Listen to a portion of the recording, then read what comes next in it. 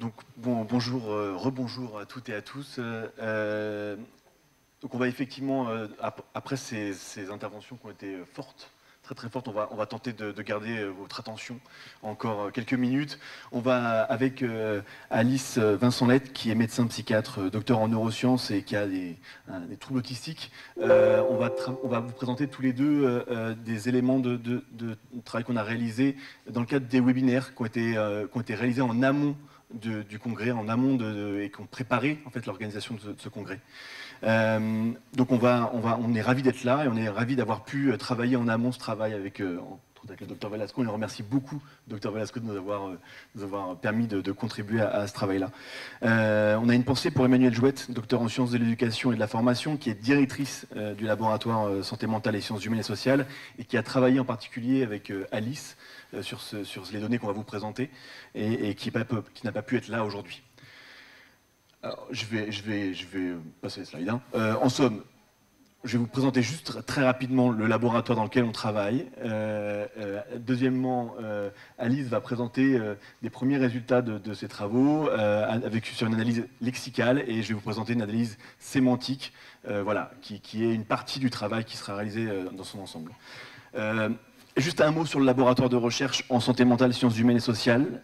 Il a été créé en 2000. C'est un laboratoire de sciences sociales qui est au sein de l'hôpital, qui est un service de l'hôpital GHU Paris Psychiatrie et Neurosciences.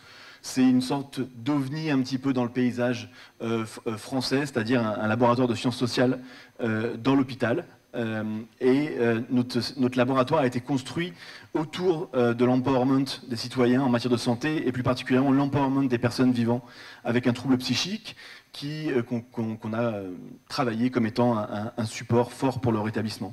Depuis la création de ce laboratoire, des thématiques ont été étudiées et qui sont aujourd'hui devenues au cœur du système de la psychiatrie, comme la pérédance, les savoirs expérientiels, le rétablissement, l'inclusion sociale ou encore le partenariat en santé. Le laboratoire de santé mentale, sciences humaines et sociales, dans lequel on se trouve, cherche à pérenniser un cercle vertueux, c'est-à-dire à la fois travailler avec les professionnels de santé pour pouvoir nourrir de la recherche en sciences humaines et sociales, mais en même temps ne pas faire des sciences humaines et sociales sans les acteurs de terrain. Et quand on parle d'acteurs de terrain, c'est professionnels de santé, c'est proches, c'est usagers. Donc c'est nourrir ce cercle vertueux en réalisant des recherches qualitatives, des recherches fondamentales, des recherches appliquées, et puis de la recherche participative qui nous tient à cœur. Étant donné notre place dans l'hôpital, il est pour nous essentiel que nos activités soient co-construites avec les autres acteurs de l'hôpital, à l'image de ce qui a été réalisé dans le cadre de ce congrès. La démarche de recherche d'aujourd'hui, Alice va faire une présentation plus précise, mais l'idée était quand même de contribuer à une réflexion au sujet de l'art et de la santé mentale en partageant une lecture complémentaire, à celle des experts qui étaient présents pendant les webinaires, quel que soit leur rapport à la maladie ou à l'art. Et dans cette dynamique, l'enjeu nous semblait important de pouvoir soutenir une hybridation des lectures, une hybridation des points de vue pour permettre et favoriser la rencontre entre les acteurs. Et puis enfin, il s'agissait de participer très concrètement à la co-construction du programme de ce congrès à partir des données issues des webinaires. Donc deux méthodes ont été mobilisées pour l'occasion. Je laisse Alice Vincent-Lett se présenter et puis préciser le contexte du partenariat entre la recherche et l'organisation du congrès, et puis vous présenter l'approche lexicale. Voilà. Alors bonjour, je m'appelle Alice Vincent-Lett. Je suis désolée dans ce congrès international de parler en français et pas en anglais, mais mon niveau ne le permet pas. Heureusement qu'il y a la traduction. J'ai effectué le travail que je vais vous présenter en collaboration avec Emmanuelle Jouette et sous sa direction au sein du laboratoire santé mentale et sciences humaines et sociales du GHU Sainte-Anne. Alors en fait, avant ces 2 journées que nous venons de passer et que nous passons, il s'est tenu 7 webinaires de janvier à juin, donc 1 par mois et 2 au mois de juin, en anglais, qui ont regroupé des participants de plus d'une dizaine de pays dans le monde. et se tient depuis hier après-midi, le jeudi 19 septembre après-midi et aujourd'hui vendredi 20 septembre 2024, la conférence internationale sur art et les bénéfices de l'art en santé mentale et en psychiatrie. L'objectif général du congrès était de définir quelle pouvait être la place de l'art en santé mentale, en soins psychiatriques et en réhabilitation psychosociale, sa place et ses bénéfices. Et l'objectif secondaire, qu'on espérait, c'est une tentative de déclaration commune justement sur la place et les bénéfices de l'art en santé mentale et en psychiatrie. Je vais vous montrer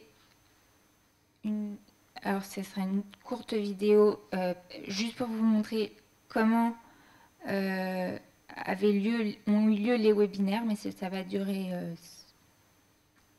7 secondes.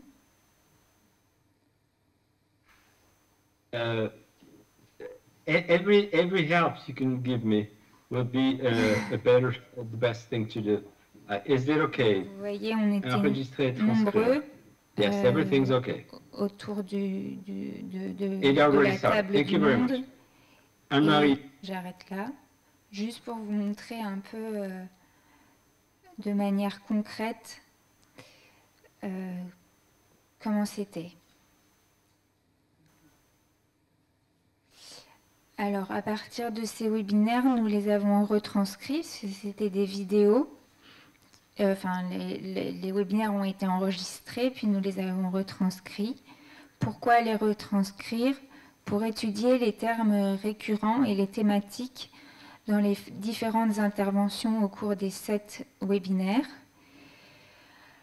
afin d'identifier des intersections possibles entre les différentes interventions et d'en faire un sujet de recherche. L'analyse que nous avons utilisée est l'analyse de données textuelles avec un corpus pour les interventions. Donc, si je ne me trompe pas, toutes les interventions avaient été préparées en amont de manière indépendante et à la suite de chaque intervention, comme aujourd'hui, il y a eu des discussions au cours des webinaires. Donc, on a fait un corpus avec les interventions et un corpus avec les discussions. Et on a, pour renforcer l'analyse par simple lecture humaine, utilisé un logiciel qui s'appelle le logiciel Iramutech, qui est lié à R, au logiciel R, et qui a été développé par Ratino.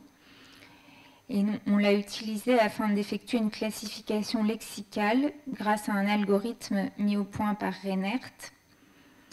Celui-ci apporte un éclairage sur des aspects statistiques des lexiques employés.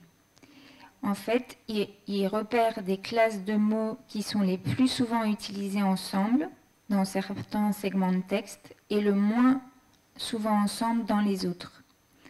Donc, il va sortir ce qu'on appelle des dendrogrammes, que je vais vous présenter, qui vont classer les mots et en faire des classes. Donc l'objectif final du travail précis était de préparer le programme de la conférence, comme l'a dit Aurélien, et de constituer une source de réflexion pour la communauté de professionnels dont vous faites partie, afin d'en extraire un consensus, voire de façon très ambitieuse des guidelines sur l'art et les bénéfices de l'art en santé mentale et en psychiatrie, pour plus tard sûrement, et peut-être en vue du congrès de Tokyo de 2025.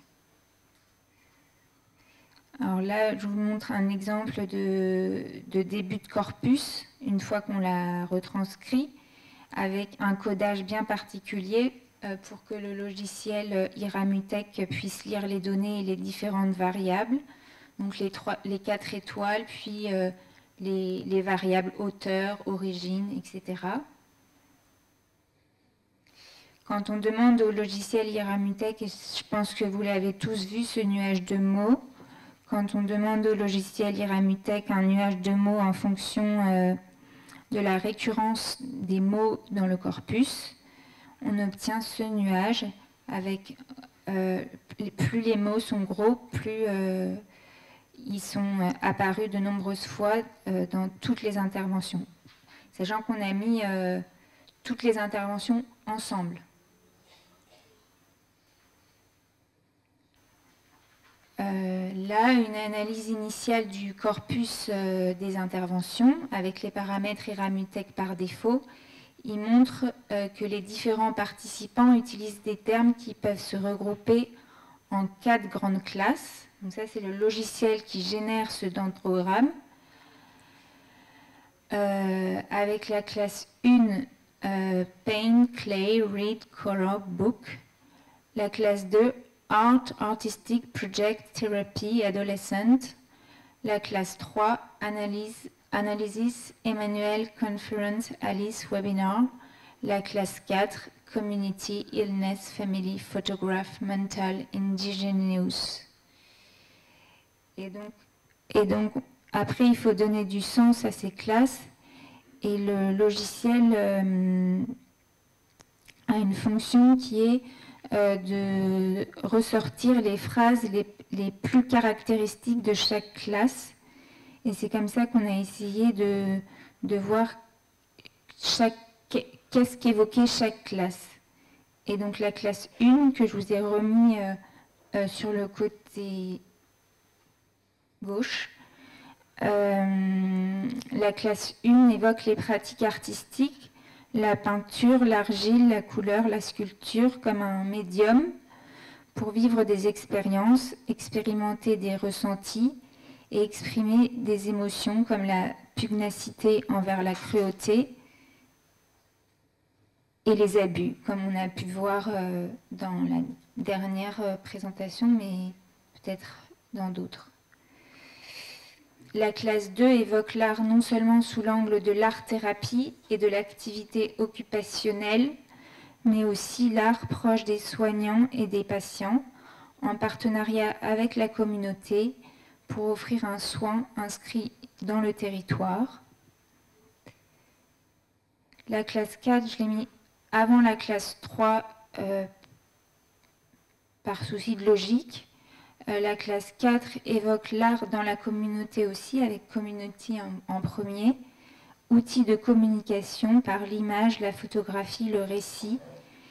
Et permet un témoignage également sur la maladie et le rétablissement, à la fois pour les usagers et leurs familles. La classe 3, elle était assez inattendue et en fait, elle nous a évoqué la nouvelle approche que nous avons eue tous ensemble pour organiser ce congrès et élaborer son programme grâce au développement d'une communauté d'experts qui ont participé aux différents webinaires en amont de la conférence, ce qui a entraîné une dynamique de partage, de bienveillance, de pair-émulation, de coopération informelle. Et cette classe, elle est un peu à un niveau plus méta par rapport aux 3 autres qui viennent synthétiser ce qu'on a vu ces deux journées.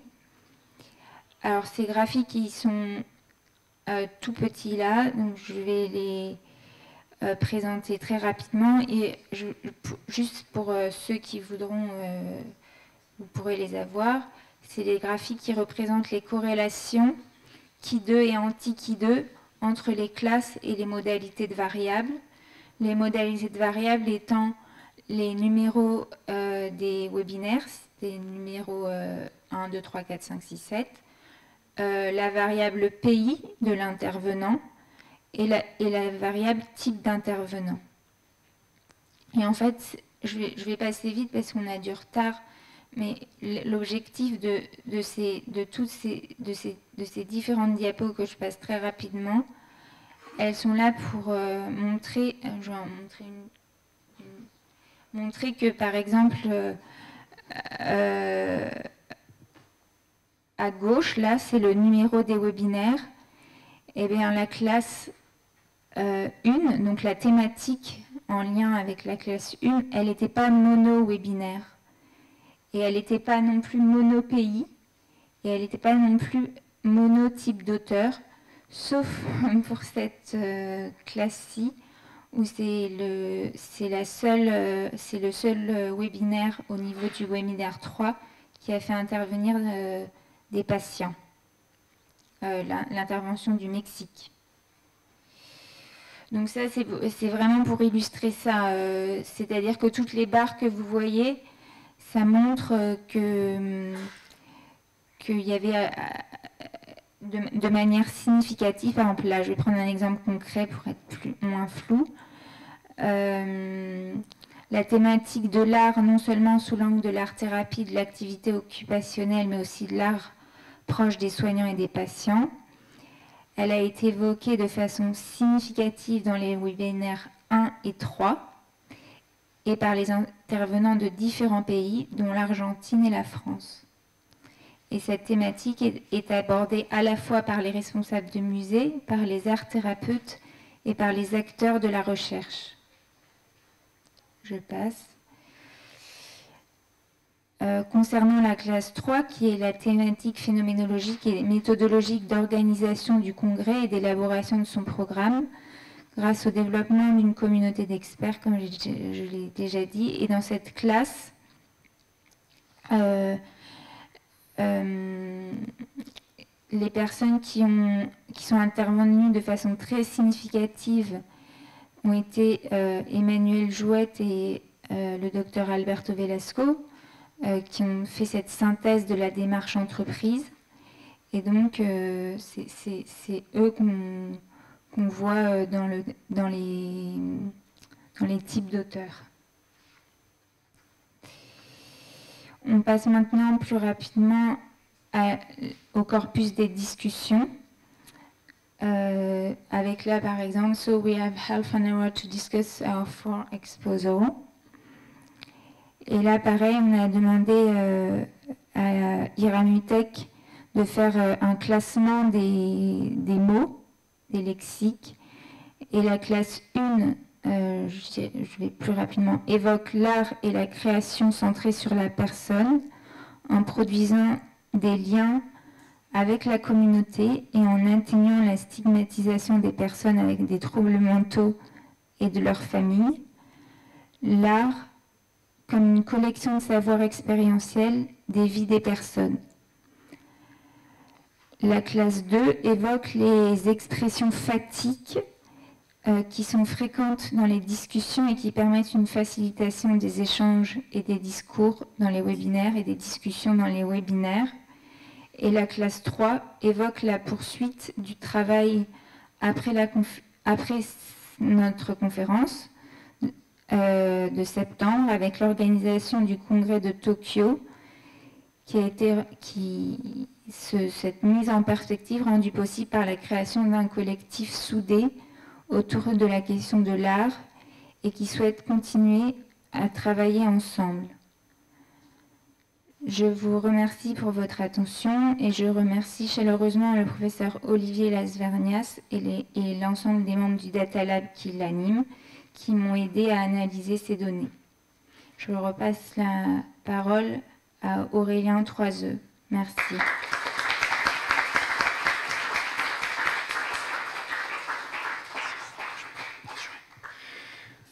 Donc, je vais essayer d'aller très vite. De toute façon, on a fermé les portes, donc théoriquement, vous ne pouvez plus sortir.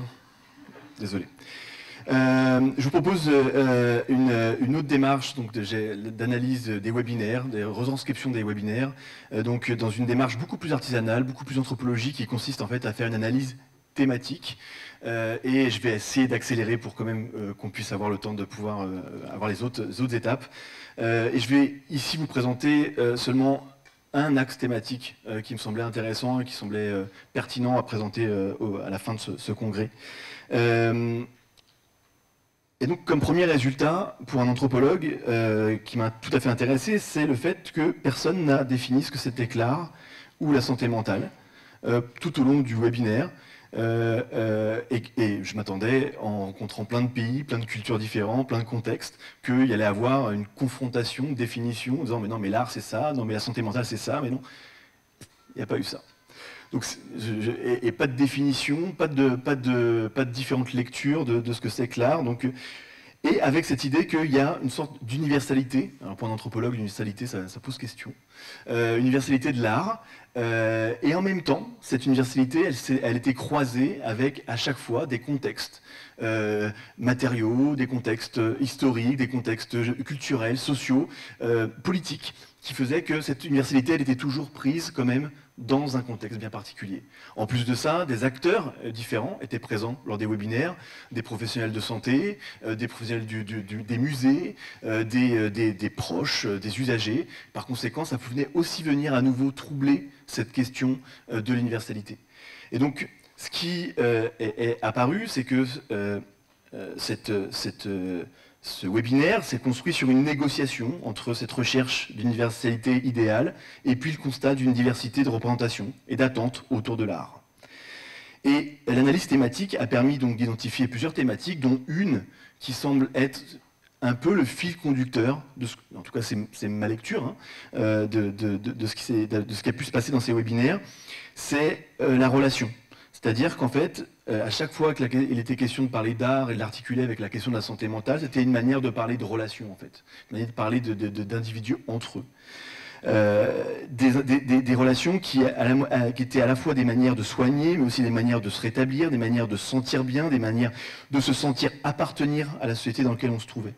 Et donc je vais essayer juste, en 4 ou 5 slides, s'il vous plaît, étayer en fait cette question de la relation et de voir comment elle s'est déployée différemment, à la fois dans le webinaire, mais aussi à la fois dans les 2 jours de congrès. Le premier point, c'est que l'art associé à la santé mentale est introduit comme un moyen de faire relation. En fait, c'est une opportunité de faire du lien. Il y a même eu des moments où les gens ont dit, bon, en fait, l'art en tant que tel, c'est juste une occasion, quoi, en fait, c'est une opportunité. Peu importe ce qu'est l'art ou ce qu'est l'esthétique, ce qui compte, c'est que ça fait du lien, que ça fait relation. Et donc, il y a eu deux niveaux de relation. Le premier niveau, ça fait du lien avec autrui, avec l'autre. C'est une manière de penser l'inter-individualité. Il s'agit d'une occasion d'entrer en relation avec l'autre, que ce soit une relation de soins, que ce soit une manière d'accéder à un musée, que ce soit en pratiquant l'art ou que ce soit en regardant l'art. Et ce qui est assez intéressant, c'est que généralement, dans les webinaires, l'art est présenté comme d'abord une expérience qui se partage. Et ça a été évoqué quand même dans les 2 jours, hein, cette question d'individualité, mais c'est quand même quelque chose qui, dans tous les cas, doit à un moment donné se partager. Et le deuxième niveau, ça montre que l'idée de faire relation, c'est pas uniquement faire relation avec l'autre, c'est aussi faire relation avec la société. Et là, c'est une dimension beaucoup plus politique. Et là, on sort aussi de la question juste de la santé mentale et on parle de la marge, on parle de l'exclusion, on parle de la vulnérabilité. Et l'art devient en fait un élément de la société en général. En fait. Et accéder à l'art ou pratiquer de l'art, c'est pratiquer de la citoyenneté, c'est devenir citoyen, c'est accéder à la citoyenneté. Et donc la notion forte qui est ressortie, c'est cette idée d'inclusion sociale, l'art étant encore une fois une opportunité, une occasion de faire citoyenneté. Et l'exemple du musée, tel que ça a été décrit dans les webinaires, est tout à fait intéressant parce que le musée, à la fois, on y va pour rencontrer d'autres personnes et en même temps, rendre accessible le musée, rendre accessible l'opéra, c'est politiquement aussi casser des barrières et déployer la citoyenneté. Ça, c'est le... Attendez, j'en suis où là? Ah oui. Voilà. Première slide, sur les 28, on est large. On a tout le week-end en même temps, on est tranquille. La deuxième aspect, et ça a été dit à plusieurs reprises, et c'est extrêmement intéressant, que c'est aussi une manière de faire relation autrement. C'est-à-dire qu'on sort des mots à l'oral, on sort des mots à l'écrit, et on fait relation différemment. Alors je me permets, pour gagner, je suis désolé, j'aurais aimé lire les verbatims qui ont été sélectionnés, mais parce que je vous invite à les lire. Mais l'idée, c'est que ça montre là, par rapport à la photographie, comment en fait, on fait lien autrement, et surtout comment, et ça a été évoqué dans les dernières interventions, comment, à travers l'art, c'est aussi témoigner d'un intime qui est un intime personnel, mais aussi un intime culturel, social, et que c'est l'opportunité de pouvoir transmettre toutes ces dimensions culturelles qui sont parfois difficiles à exprimer avec des mots. J'avance. Autre aspect, ça transforme la relation. Et là, ça apparaît aussi de façon très forte dans le webinaire et puis aussi dans le congrès. C'est-à-dire que ce n'est pas uniquement des relations alternatives, c'est aussi des relations qui ne sont plus les mêmes. C'est-à-dire on sort des relations habituelles, on sort des relations soignants-soignés, on sort des relations sachants-apprenants. Et en fait, il y a une sorte de symétrie qui se met en place en pratiquant ou en allant faire de l'art, faire une production artistique. Et donc l'art conduit à produire de l'horizontalité entre les participants autour de la pratique. Le deuxième point, c'est que ça consolide le pouvoir d'agir des personnes, et ça a été dit à plusieurs reprises, c'est-à-dire qu'en faisant l'expérience artistique, il y a une sorte de, pas uniquement d'asymétrie, il y a une sorte de passation de pouvoir, en fait. On donne, par l'appropriation, du pouvoir aux personnes qui le pratiquent. Donc il y a une dimension émancipatrice qui apparaît très forte, et le moyen pour produire cette émancipation, c'est la co-construction, c'est-à-dire cette idée de « on fait ensemble ». Et ce qui est tout à fait intéressant, c'est relativement peu conceptualisé, c'est-à-dire qu'en faisant de l'art, on co-construit en fait. Il n'y a pas besoin d'avoir des milliers de concepts en plus pour pouvoir réaliser ça. Là, c'est une petite parenthèse anthropologique, mais parce que ça m'a fait plaisir de voir qu'en fait, à 2 ou 3 reprises, l'art était considéré comme magique. Alors là, en magique, alors, vous avez les clichés de l'anthropologue. Ah, magie, super. Mais c'est ça. La magie, c'est quelque chose de très sérieux en anthropologie. Donc forcément, quand il y a des gens qui disent que l'art est magique, bah, ça nous parle, les anthropologues, parce que c'est la magie, dans son sens premier, c'est la volonté de transformer le réel, en fait, hein, dans la pratique de la magie. Je fais référence à Marcel Mauss, entre autres, mais aussi Jeanne Favre-Saada, qui ont travaillé sur cette question de la sorcellerie, de la magie. Et cette lecture de la magie, elle n'est pas éloignée de la manière dont les participants des webinaires ont présenté l'art et ses effets qu'il doit produire sur la santé mentale des participants. L'art se rapproche ainsi des effets magiques par des ambitions de vouloir transformer, de vouloir changer à la fois les relations, les situations, les personnes et les expériences. Et puis il y a une autre dimension dans la magie et dans l'art, tel que vous l'avez présenté dans ces webinaires, c'est qu'il y a une dimension performative. Et c'est cette idée qu'à un moment, en peignant, on devient peintre. Je ne sais pas si vous avez vu Alberto Velasco en train de danser, c'était un danseur à ce moment-là, dans la vidéo, et qui que ce soit qui se met à danser devient danseur, et les autres formes d'identité qu'on a, on les met entre parenthèses à ce moment-là, et on danse. On danse, on peint, etc. Donc il y a une dimension très performative de l'agir. En fait, on est ce qu'on fait à ce moment-là. Et on le retrouve très bien dans cette point-là.